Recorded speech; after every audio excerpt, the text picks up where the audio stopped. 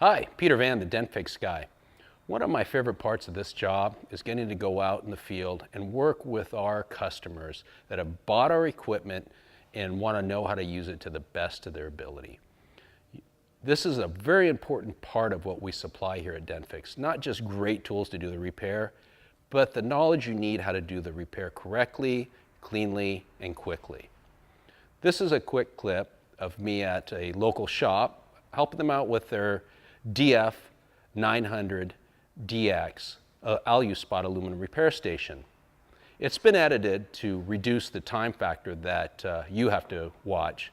But one of the things to take careful note of, my brushing. The stainless steel brushing is one of the most important parts of doing a correct aluminum repair, getting the oxidation off the surface of the panel. So the brushing has been condensed quite a bit because of the amount of brushing you have to do. I don't think you guys all want to sit there and watch me do it, but I do want to let you know, make sure you brush it vigorously in two directions with both brushes, and brushing with the small brush only in one direction to brush all of the oxidation away from your work area. Get your work area really clean before you try to burn in a stud, and you will get a great pull on that dent you're trying to pull out. So take a look at this video. This is me out working with our customers, my favorite part of this job, and I hope it's helpful for you too. You guys know about power in back, power in front. Okay, you've got two ways to set the temperature, all right? We always recommend you start on 3, okay?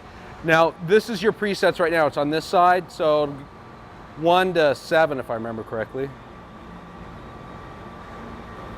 1 to high. So there's 10 settings. So we recommend starting on 3. From there, I recommend you switch it to the voltage mode and bring it up 1 at a time if you think you need more power. If you look at it, so 3 is 85, 4 is 90, 5 is 100, 6 is 108. So it doesn't, it kind of is almost 5 each, but then it kind of gets more and more. But like I say, we recommend starting on 3. 3 will usually burn in everything you need to do until you get to the really, really hard stuff. You know, the thick stuff like a rocker molding, or I mean like a rocker panel, okay?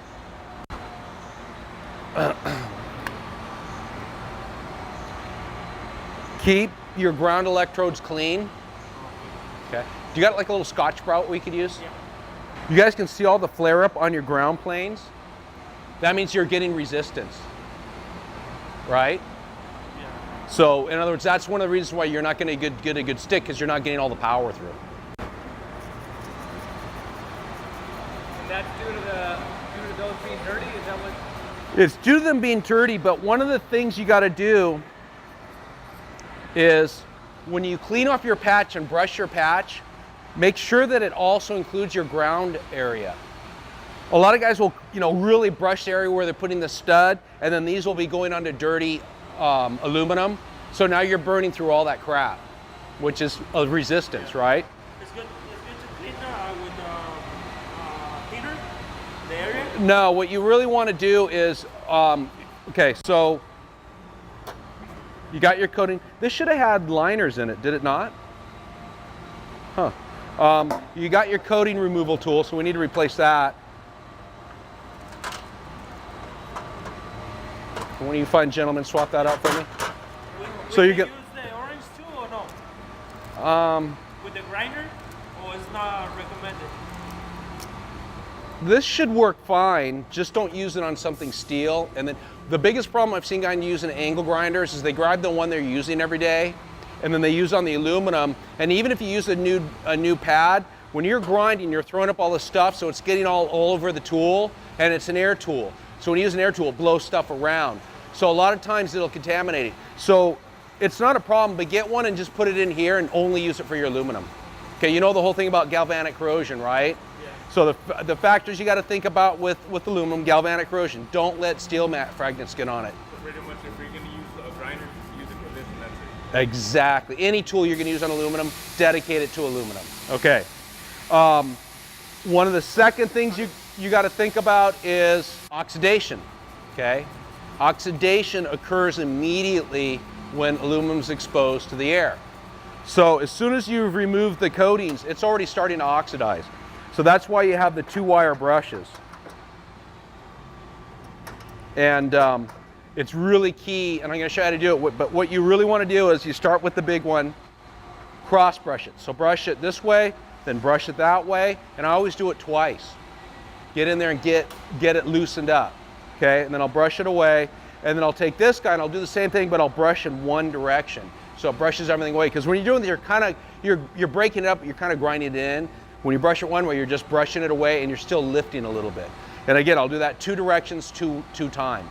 And again, a patch big enough that my whole ground plane, the whole gun, is on nice, clean aluminum. So the big one's pretty much to scuff it up and then... The big one, yeah, the way I look at it is, the big one's there to break up all of the oxidation, the little one's there to brush it away, okay? And you'll know, when we do this, you guys will notice it's gonna get kind of shiny, okay? Okay, you got your 2 kinds of studs. You took them out of the bags. Yeah, I do. He marked silicone. He put an S right there and the M. Okay. They should be the same amount though, or have you used a lot of these? I don't know. Okay, fair enough. One of the things that we ran into out at this demonstration and training clinic was the shop had the aluminum repair station for a little while. It comes with 2 different types of aluminum studs, silicon alloyed and magnesium alloyed. This is important because there's different types of alloyed aluminum that you're going to need to burn into, and you need to use the correct stud into the correct aluminum. The studs come in a bag and then also inside of a box, both of which are labeled. We recommend that you keep them in those bags and boxes. It helps keep them clean, as well as it helps keep from getting them mixed up. In this case, the shop had taken all of the studs out and stuck them in the little utility box we sent, but they had gotten all mixed up because the box got moved around and nobody was really sure which studs were which. And then you also had a big area where it was just a combined of the 2. They do have a slightly different color, but it's kind of hard to tell them apart when they're not labeled. So our recommendation is keep the studs in the packaging that they come with. It fits fine in the toolbox, and it makes it real easy for you to keep your studs clean and identify them when you're ready to use them. Yeah. Fair enough. Yeah, we were messing around with the machine. We had to figure out which one works better, and Yeah. we like the silicone ones better. Silicon is going to be most of the time. Oh, yeah. What my experience has been is, now my experience is mostly on the F-150s. Your sheet metal, your body parts, like your fenders, hoods, doors, are going to be the silicon. Oh, silicone? Yeah. The pillars, like the rocker, the B pillar, A pillar, C pillar, I found have been magnesium. Oh, Okay, it's the stronger stuff is usually magnesium. okay. All right, which makes sense because magnesium makes the aluminum stronger. Okay. Got your knockdown file, you got your T-puller and your squeeze puller. Okay, this one's got all the, oh, here we go. You are, wait a minute. Okay, so that tool is designed to slide right in there. Which one?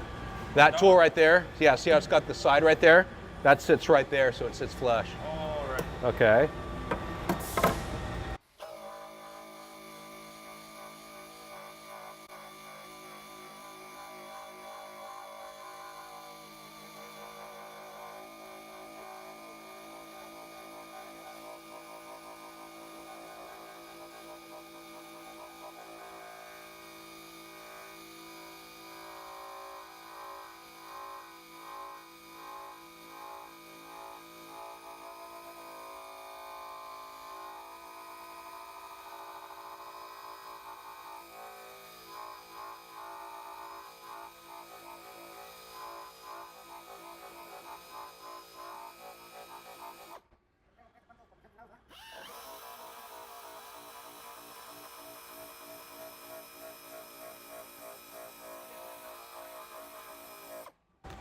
That's also the way to do it too. Go both ways. I like to. It gets it nice and clean. Yeah. It puts kind of like a little crosshatch in there, and this is purely theoretical on my part, but I think having that crosshatch helps get adhesion. Yeah. Again, that's all theory on my part. And like I say, these babies, brush it up real good. You'll see this little bit of grayish black powder start building up. That's your oxidation you're removing.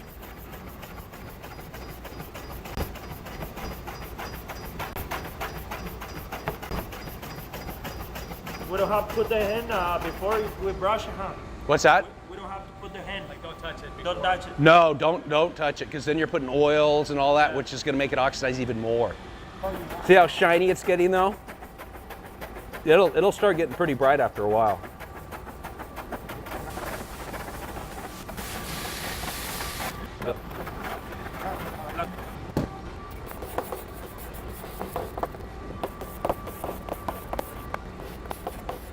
Yeah, you gotta brush it more. It takes more time to brush it than it does to actually pull the dent out sometimes. But see what I mean? See how shiny it's getting? Yeah. Okay, now this is where we're doing a shot in the dark because I'm not sure which one it is. And try not to touch the tips. Definitely don't mess up that little nipple on there. And this one time use? Yeah, one time only, yeah.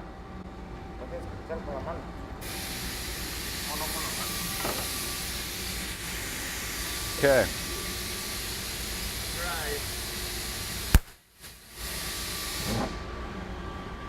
That one I still a little contamination there because you can see how it burnt a little bit.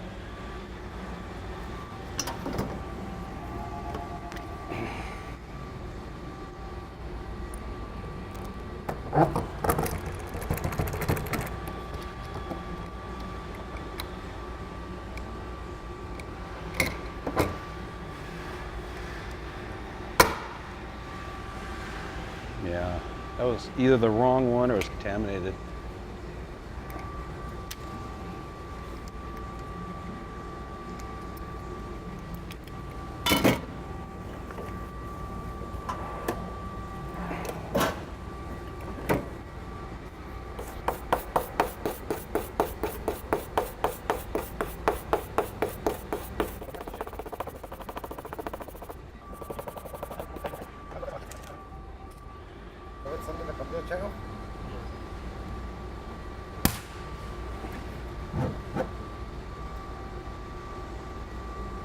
Did you put the voltage down?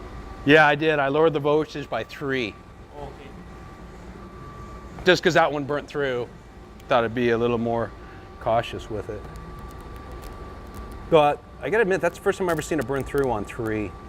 Usually I gotta be up around 4.5.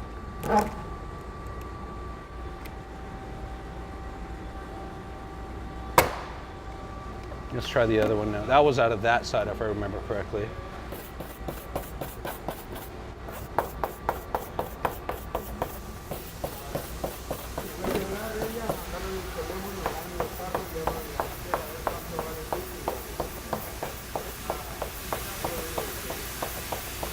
Adjustment for what is it? That does the depth Oh, okay. up here, which I've never really needed to adjust it.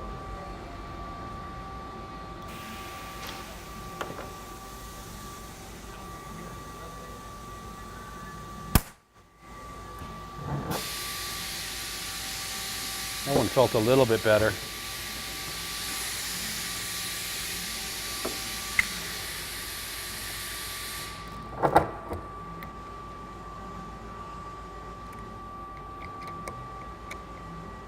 That one got a decent stick. Yeah. So I think these are your magnesium. Yeah. Okay. So you're burning your stud. So we talked about the galvanic corrosion, talked about oxidation. Work hardening. Aluminum is unlike steel. Steel has a memory that you shape it into a part or you have a flat piece and you dent it. It remembers where it was and it wants to go back there. Aluminum does the opposite. You got a piece of sheet aluminum and you bend it, it wants to stay where you put it. It work hardens. In other words, every time you strike it, bend it, whatever, it wants to stay in that shape. What it's doing is it's compressing the molecules and it's misaligning them. Aluminum molecules are really lined up like perfectly in rows and columns, whereas steel, it's like, looks like marble, okay? So when you misalign them, it makes a stiff part there, Okay. So that's where the heat comes in. I think you asked me about heat, right? Yeah. Okay. I noticed you guys got a torch. Yeah. Heats it up quicker, right? Yeah. The key thing is don't overheat it. So when you heat it up, what did you run into? 400. Were you using this? Yeah. Okay. And about 400, was it? Did you see it start moving on you? Was it working pretty good? Yeah? He's shaking his head yes. He's so? Yeah. It stayed out of shape for a long time. Okay, but were you, okay, so when you were heating up, were you using this, you were pulling it a little bit, right? Yeah. Okay. At 400, was it starting to move on you? Because it should have started to move. Yeah. Okay. It come out by yourself. Yeah. Oh yeah, it usually does that. Once you heat it up, that's kind of my sign. It was once I start seeing it move myself, that's when I start pulling on it, which is usually around 380, 400. Ford says don't go past 440. Don't pass the 400? 440. Oh, 440. Yeah. So and I found that sweet spot is right around 420-ish is where it just makes it really malleable and it wants to move. What you're doing when you're heating it is you're releasing that stiff spot, okay? You're basically making the molecules move around, so that one part where they're kind of like, they start loosening up, so then they'll move again, okay? So that's what we're running into. We send a heat gun, and I think you'll find most of them, they just use a heat gun. Honestly, the number one reason is liability, because if you burn down in the shop with that torch, he doesn't want to sue you because you do not have as much money as Dent Fix. It's just like car accidents, right? Yeah. Go for the deep pockets. So if you burn down the shop with the torch, it wasn't your fault for using the torch wrong. It was our fault for supplying you with the torch. You're a lot less likely to do that with a heat gun. But your key thing is, like you said, you're going to find your sweet spots. I think it kicks right around 380-ish. And all the stuff I pulled on. Yeah, all the stuff I pulled on. Like say right around 400 is usually when we see it start to pop. In other words, it doesn't pop all the way out. It just starts. You can tell it loosened up though, right? I had one on a door where it was really compressed, and so when we heated it up, it released the edges enough where it literally lifted up quite a bit. Now it still had a big dent there, but it lifted up quite a bit. They were surprised how much it lifted up. Now part of that too was, you know how it goes back to the rebar and it has that little bit of glue? It also released the glue, so it would pop out. Because like these things too, you'll notice sometimes it'll bend it, and it'll bend if it bends, the inner. The problem is you'll heat it up, you pull out the outer, and then the inner will still be bent. Okay, and so now you got to work that somehow. So sometimes what you want to do, that's why we have the hammers and dollies, is and you don't necessarily want to hammer it, you want to push it out, heat it up, and push the dent out. Okay. The inner. Yeah, well, from the inner. So like you say, you got the hood with the inner panel. So you heat them both up and then just push it out with the inner, so it pushes the whole thing out. That way your inner goes with the outer. Yeah, because a lot of times you'll pull out the outer and then you go to close the hood and it hits the, hits the engine because it's going like that now. So those are things you got to think about when you're working on these parts. Look at the backside if you can. I mean, let's be honest, the reason you have a puller is you can't always get to the backside. Okay. So, and we give you a pretty decent set of tools. You're going to be amazed, literally, when you can get backside, how much you can do with these guys. And we have a whole set now of the plastic. It comes with these three, and I think it comes with 11 total of plastic shaping tools, just because they work great on the aluminum. Anytime you can get access to the back, and it's just like fixing a dent. I always try to go from the backside if I can.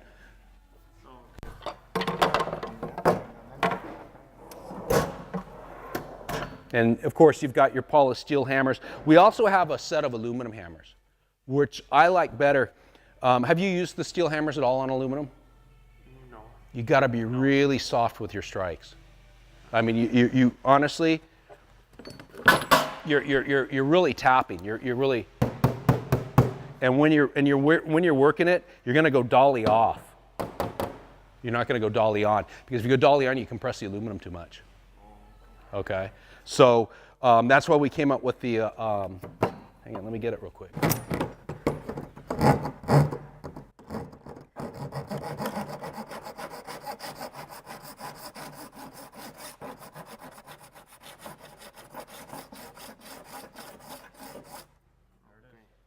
Yeah, so you got this guy. I'll get you the nips as well.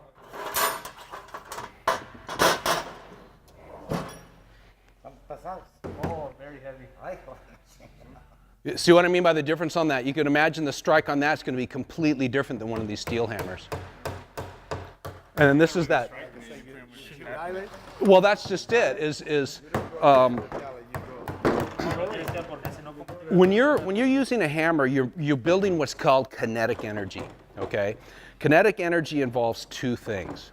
It involves the speed of the object, and it's how fast the hammer's coming at you. Okay, and the weight of the object. Okay, so when you use the steel hammers, you're basically just tapping it lightly. You're reducing the speed to reduce the kinetic energy. With this, what we're doing is you can use the regular speed because you've reduced the weight, it reduces the kinetic energy. So we ever use a lot of times on number 3. This guy right here. This guy right here, I pushed out so many dents with this thing. Feel it's decently heavy.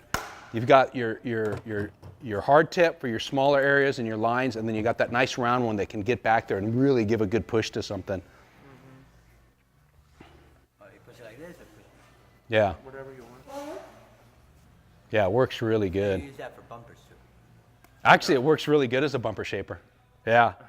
It does. It works excellent as a bumper shaper. One, right? No. No, this is a this set. Yours came with these 3.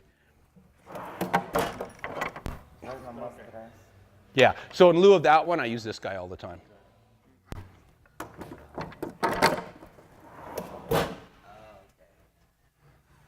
Yeah. So right now you have these 2 and this one. Yeah. So we have to treat it like a bumper as well. What about the plastic welder? You got any? Yeah. I got one. I'll bring it out in a second. Yeah. I'll show it to you. So, did you guys have any more questions about this? I know you were the one who was using it the most. Go ahead. We need to use on number 3 all the time. On number 3 at 82 voltage. Okay, so number 3 is actually going to put you on 85. Okay, I reduced it because I did that first one and it burnt through, so I thought, okay, let's back off the power a little bit. It depends on the car and the panel. It's funny because it wouldn't surprise me to find out that the hood's a little bit thinner than, say, a door, because it's reinforced on the back and it's all that weight on the front end that they don't want. Did you have a question? If I got a hole in there, if I put Bondo on it, not going to be a problem? No, you should be fine. Again, if you can check the backside, make sure you don't get the bleed through. Okay. Do you guys have an aluminum welder? Or a spool gun on your MIG welder? Not yet. Okay. Like to For little stuff like this, a spool gun on a MIG welder would work fine. Would be fine. Yeah. You just take like that Lincoln welder right there. For about $400, you get it's a new torch assembly that you put into it, okay? And it's got on the top, instead of having the wire fed from the box, it's got a spool on the gun. Because the problem with aluminum wire is it's super brittle. So it doesn't want to do this. It'll go that far, because the spool gun literally, it curls around and comes straight out, okay? And on a short circuit welder, you're going to turn up your speed, turn down your voltage, okay? If you ever need to run a bead with it, the secret's with welding with a spool gun, and aluminum welding in general, because it's the same rules. Though if you have an actual aluminum welder, you're going to set it to what that says. But on a steel MIG welder, you're going to go low voltage, high speed. You're going to use straight argon, spool gun, and you're going to push your weld instead of drawing it. And that's really important, is to push the weld in. Same thing if you guys done any MIG brazing. Same thing with MIG brazing, straight argon. Now MIG brazing, like you can convert any welder into a short circuit MIG brazing welder just by putting the rod will go through the machine just fine and put the correct tip in it. That's it. And then, straight argon. Straight argon. And you got to go straight argon. But again, you want to push the weld. What happens is when you draw a weld, and you want to go positive polarity. Okay, a lot of MIG welders are negative polarity, so go positive polarity. So when you draw a weld, what it does is it induces penetration, okay? Because you're always at a 45-degree angle, right? And so you're drawing it like that. When you push the weld, it induces flow.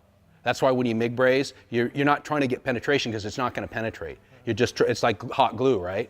It's just flowing between it. So the thing you want it to do is you want it to go down, melt, and flow. Okay, same thing with aluminum welding. What it does is it makes it go out and flow better. That's why you push the weld. So in other words, with your gun, instead of you were used to welding like that, you're going to do the opposite. So you go this way. Okay, push versus pull. So this, you gotta And it's funny, it doesn't seem like it should do anything, right? It actually does, and it has to do with the angle of attack of your wire. Instead of drawing away at 45-degree angle, you're drawing in at 45-degree Are you angle. still kind of going at a C's, a little C's, or are you just going See, I was taught E's. E's? Lowercase. Yeah, lowercase e's, right? Yeah, so here's where you want it. You start in the middle, come around, and you're in the middle again. Come around, and you're in the middle again. Come around, and you're... Is that how you were taught? Yeah, I was taught e's. But yes, yeah, you still... C's, E's, same. No, it's you're not. still- you're still One's a doing- vowel yeah, and one's a same. consonant. But you're still doing the same, Yeah, same. yeah, little e's. Okay. Yeah, little e's. Just... If you don't, Yeah. you got one right there, go see it. Go look at that. No, those are all TIG welded. They're What's that on the bumpers on that those Jeep? bumpers are all aluminum. Is that your Jeep? No, it's a customer's Jeep.